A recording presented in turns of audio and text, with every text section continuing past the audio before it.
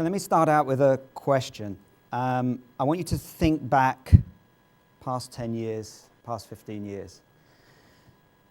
Think of some dramatic events.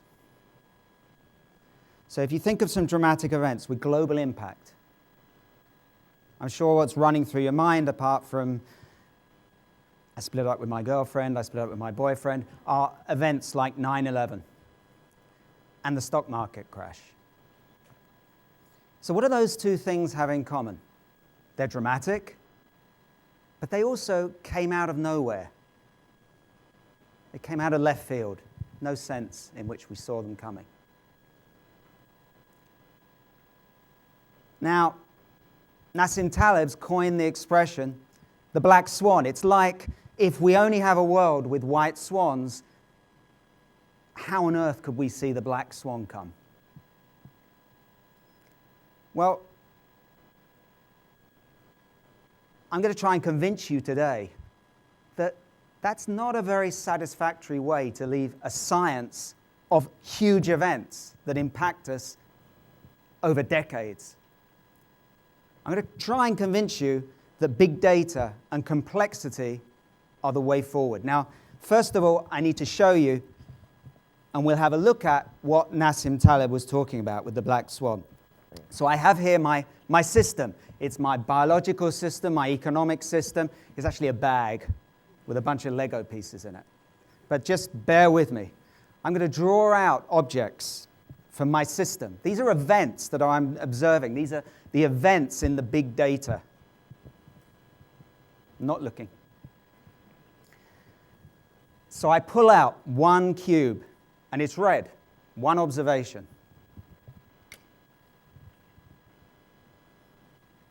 Another cube. It's red. Okay.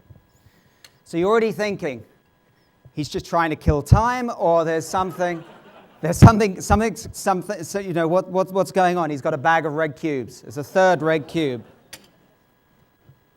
Keep this going. Fourth red cube. Fifth red cube. But just before you get really bored, I have a blue cube. So the black swan idea is that the only thing science, all the wonderful things that we've discovered, all the wonderful theorems, all the wonderful huge databases that we have, the only thing that we can say about the huge events that impact our lives is that we can't really expect them. But let's have another little think about those events. So I was talking about 9/11 and we were talking about the stock market crashes. What else do they have in common? So what they had in common was that we did it. I don't mean we, but humans did them. And humans interact. They do things collectively. And maybe therein, with the collective feedback, human decision-making, therein lies a clue that will enable us, using big data, to go beyond just thinking that everything bad that's going to happen to us is a black swan. So let's just test this out. Let's take the messiest of human activities. Let's take conflict. Now, conflict has no sense. You turn on the news every night. 3 dead here, 4 dead here, then there's nothing. Then there are 10 dead in some province in Afghanistan, etc., etc. It's senseless. It sounds absolutely random. But let's have a look at this. So what I'm going to show you on the next slide is precisely those numbers that you hear every night. The 3s, the 2s, the nothings, and then the 10. And we're going to see what happens. So what I'm going to show you is a distribution of the number of events on the vertical scale versus the number of people killed in that event. So, for example, there might be 5 events with 3 people killed and 6 events with 2 people killed. Now, I ask you while I work out how to change the slide, what do you think that distribution looks like? And what do you think it looks like for different wars? One in the jungle, one in the desert, one fought 20 years ago, one still being fought. Let's have a look. Okay. So on the upper left is exactly that distribution for Iraq. Now, it's plotted on a log-log plot, so what is a power law looks like a straight line. It's a pretty perfect straight line. And it has a slope, and the slope is 2.5. And on the upper right is the same type of data, but for a war a long, long way away, a completely different war, Marxist war, drug-driven, cartel-driven, mafia-driven, up in the Andes, across the Andes, it's in Colombia, and it's also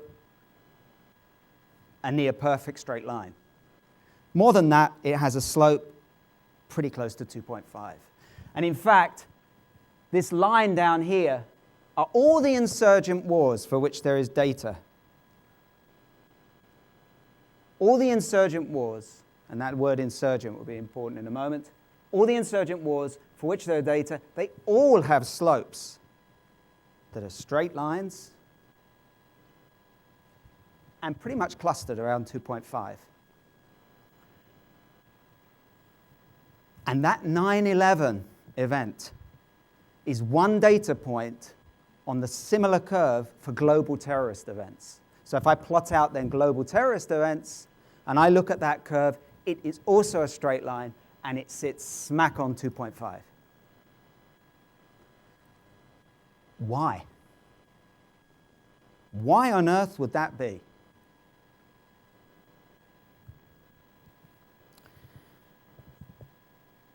Let's have a think of what insurgent groups do. What do? You're fighting some huge, powerful state army. You're an insurgency, you're loosely organized, you don't really have much of a training background. What do? You try to combine with other people like you, other than insurgency. You try to build up units that can effectively fight the state. But every so often, as you're building up your units, you sense danger, because that state is a pretty powerful state.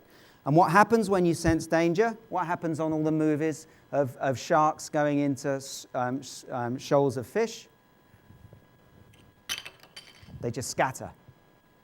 And if you take those two mechanisms of groups forming up slowly and then scattering every so often when they sense danger, you get a mathematical model that without any computer, just with a pencil, paper, serviette, dirty serviette, you can show exactly gives you a power law with 2.5 slope.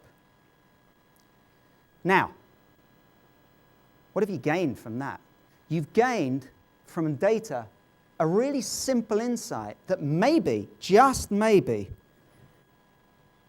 it actually doesn't really matter where these things are being fought, and it doesn't matter why they're being fought, because in the end, humans are doing it. And in the end, the way humans form groups and they break up groups is the same. If anyone's talking about, oh, well, what are you going to do with this? Well, actually, any war, and wars will come, any war that follows an irregular scheme of a very strong state against an insurgency will fall on that curve, and it will be around 2.5. And that's just what will happen. But that's the size of events. What about the timing? Black swan comes along, maybe another black swan comes along. Well, how often are they going to come along? Is there something in that pattern in which they come along? So let's have a look.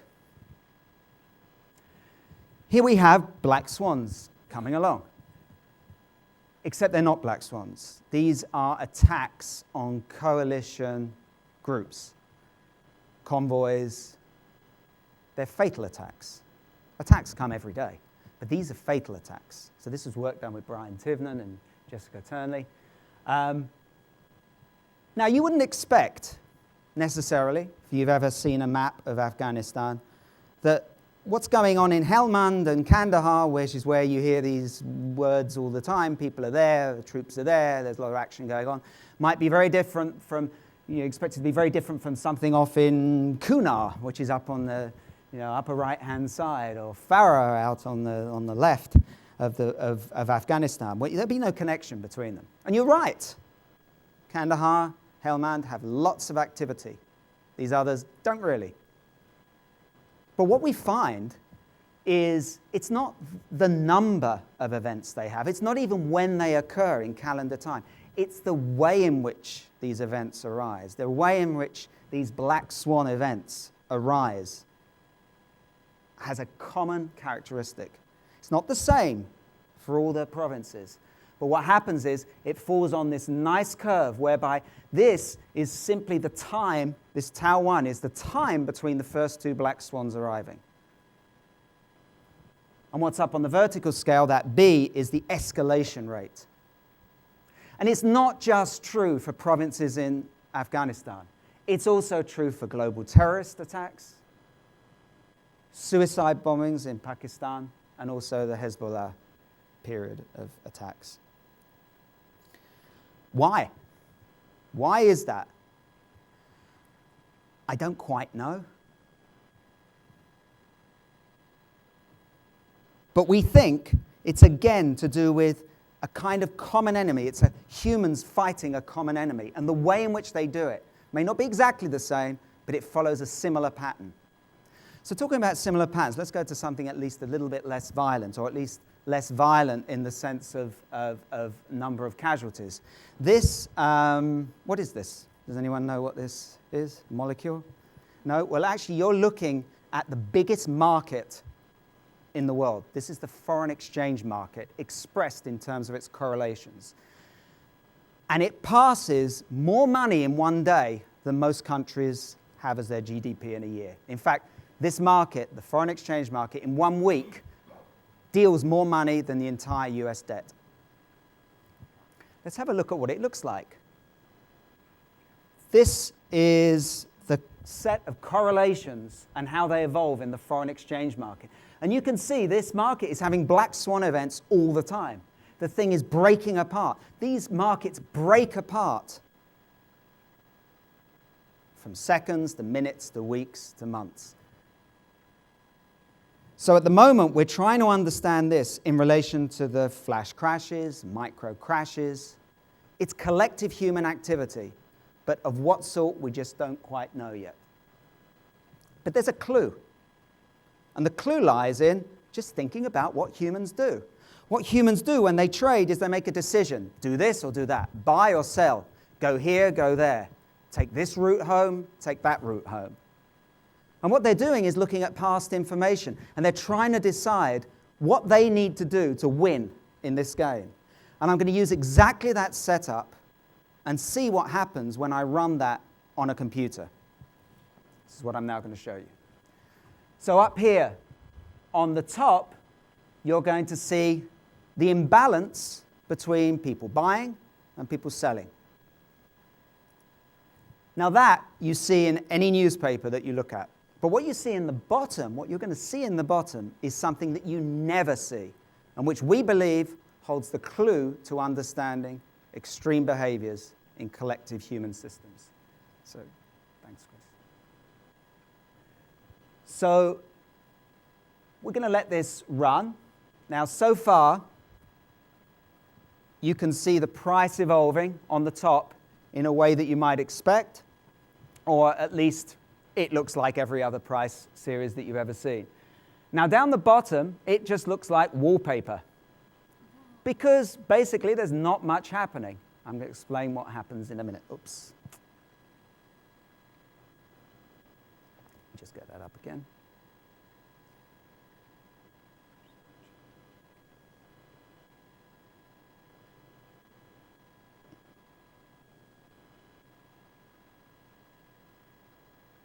Okay, so you're seeing the price on the top, and down the bottom, you're seeing I need you, Chris, to stop it in a moment. At a crucial point when I put my hand up. So you're seeing the price. Down the bottom, you're seeing an X-ray of what's going on in this agent system. Now, so far, nothing much is going on. On the bottom, it looks like wallpaper, as I said. There's no particular kind of characteristic. But if we run it forward, you're going to see on the bottom, in the bottom of the bottom graph, you're going to see an orange square appear. And this is the precursor of what you're now going to see on the top as a crash. And if we can understand in this way, this was just for an agent simulation, but it looks like the price. And it behaves statistically like the price. It has all the right statistical properties of price series. And if we can understand in terms of what's going on the bottom, we can maybe do something about what's going on at the top. Okay, so I think one thing to leave you with is that big data is a great clue about things that we see happening. But I also believe that big data is a great clue about what might happen. Thank you.